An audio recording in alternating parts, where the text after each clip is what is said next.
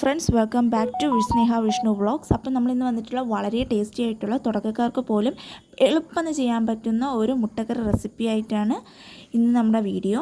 അപ്പോൾ ആദ്യം നമ്മൾ 4 സവാള നല്ല നീളത്തിന് അരിഞ്ഞതും 2 തക്കാളി നീളത്തിന് അരിഞ്ഞ് അതുപോലെ തന്നെ 2 പച്ചമുളക് ചെറുതായിട്ട് അരിഞ്ഞ് വയ്ക്കുക.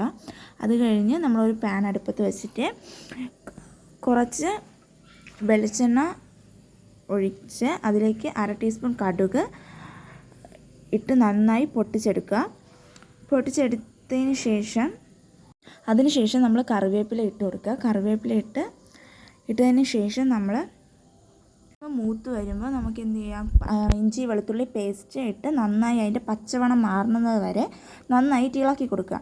അതിനുശേഷം നമ്മൾ അരിഞ്ഞു വെച്ച സവാള കുറച്ചായിട്ട് നന്നായിട്ട് ഇട്ടതിന് ശേഷം നമ്മൾ പച്ചമുളകും കൂടെ അതിലിട്ട് നന്നായിട്ട് വഴറ്റി കൊടുക്കുക. നല്ലതുപോലെ വഴറ്റിയതിന് ശേഷം അതിലേക്ക് കുറച്ച് ഉപ്പിടണം. ഞാൻ ഉപ്പിട്ട സമയത്ത് വീഡിയോ ഓഫായിപ്പോയി, അതുകൊണ്ട് ഇതിൽ കാണിക്കാൻ പറ്റിയില്ല. അതുകൊണ്ട് നിങ്ങൾ ഉപ്പിടണം മറക്കാതെ.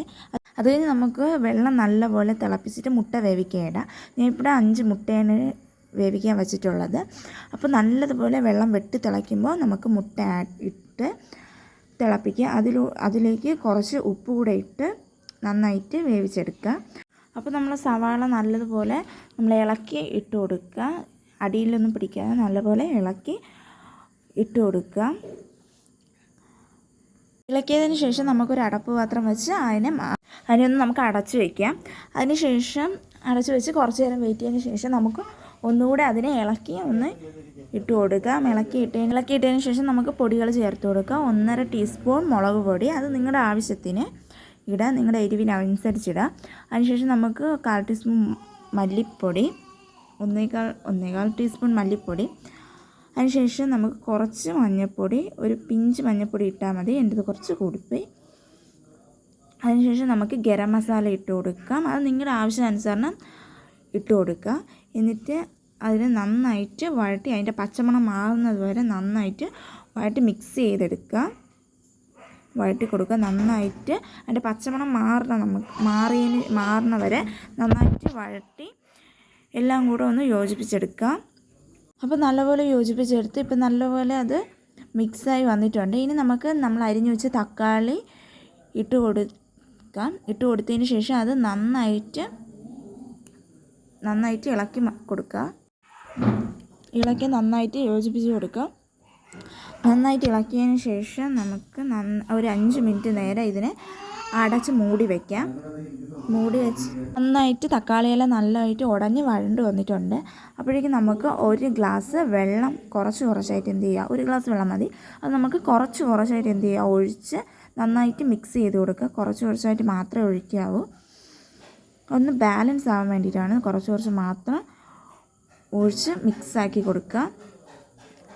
നല്ലതുപോലെ മിക്സാക്കി കൊടുത്തതിന് ശേഷം അപ്പോൾ നമുക്ക് ആവശ്യത്തിനായിട്ടുള്ള ഉപ്പിട്ട് കൊടുക്കുക. ഉപ്പിട്ടതിന് ശേഷം നന്നായിട്ട് ഇളക്കി ഇട്ട് കൊടുക്കുക.